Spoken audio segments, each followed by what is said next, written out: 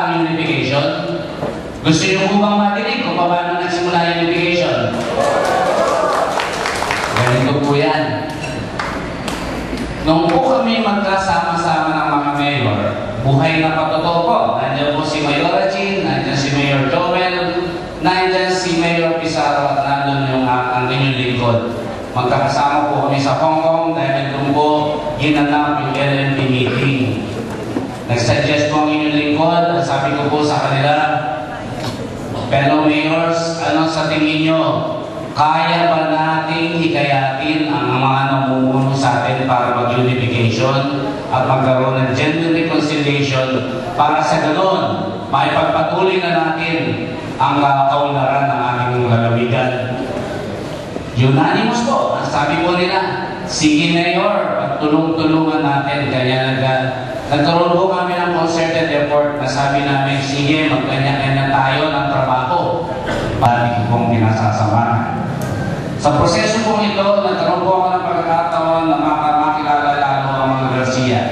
Bakit nga ba nila kinamumihan ng Garcia? Ang sabi nila noon, hindi ka dapat makipag-associate sa mga Garcia dahil masama ginagawa nila, masama patakaran nila, madami silang kalokohan na ginagawa sa pamahalaan.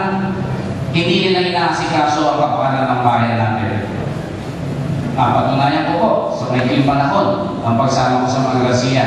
Lahat po ang bintang nila sa mga Garcia ay walang katotohanan. Pinipilit ko po na ipagtanggol na sinasabi nila ang mga BGH ay pinagsisimulan ng corruption. Ang sabi ko po sa kanila, paano pagsisimulan ng corruption ang isang lugar na napakaganda na mismo si Senator Gordon nung kanya pong pagdalaw ay sinasabi niya sa akin, Mayor Danny and the rest of the Bataños, dapat proud kayo na meron kayong BGH. Napakagaling ng namumuno dito sa Bataan. Napakahusay ng pamamahala nyo. May nakakita na po ba sa inyo kung anong BGH? Yung Bataan General Hospital?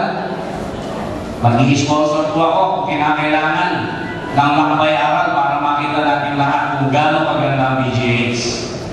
Sabi din po nila noon, napapabayaan ng iba ang mga teachers na nakakatapos ang master's degree nila. Ilang po bang high school students ang nakatapos at ngayon ay nakasa kolegyo na? Ilang pong kolegyo natin ng mga bata ang nakakatapos at with flying colors pa ang kanilang mga score pagka sila nag-take ng board exams? Ganyan po ba ang pamamahala na sinasabi lang nagpapabayaan? Noong mga panahon po yun, kahit ano sabihin ko sa kanila, ang sinasabi nila, mali ako. Pero sa panahon kong ito, dinideklara ko na nanalo na po ako sa unang laban namin. Bakit kanya po? Dahil ipinakita po nila na nahuli lamang sila sa pagsama sa mga Garcia. Pagpapatunay po na tama nung unang pa lamang ang pagsama ko sa mga Garcia. Tama po ba? Ang isang tugong akusasyon nila sa akin noon, sabi nila, iniwan ko ang aking mga kasama. Sabi ko, hindi ako nang iwan ng mga kasama.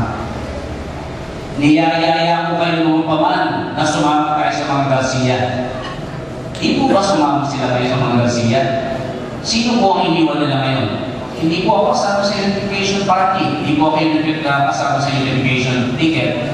Dahil tulad nga po na napapagkwento na namin, they agree to disagree. O ibig sabihin po, nagkasundo po sila na hindi nila pagkakasunduan at paglalabanan po ang bayan ng Hermosa at ang bayan ng Dinalupihan. Ang tanong po bayan, sino ang tinakot nila? Tayo ba? Nakakot nila na? Kaya ba nila tayo? Manihin lang ba nila mga taga-Hermosa sa tunay na nangyayari? Ang sabi ko po sa kanila, at least ako napanindigan ko na ang prinsipyo ko ay tama. Nung sumama ako sa mga Garcia, prinsipyo ang pinailan ko. Katwiran, tama lamang. Kailangan ko sumama dito dahil panahon na para samahan ko sila. Dahil matagal na panahon, wala na nangyayari sa Hermosa. Kinakailangan pagkasya lamang natin ang kung anumang boto ang meron tayo.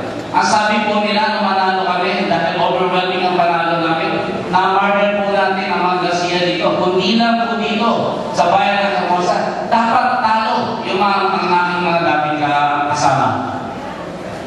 Siguro naman po, natatanda niyo kung ilan ang naging lamang natin doon, di ba?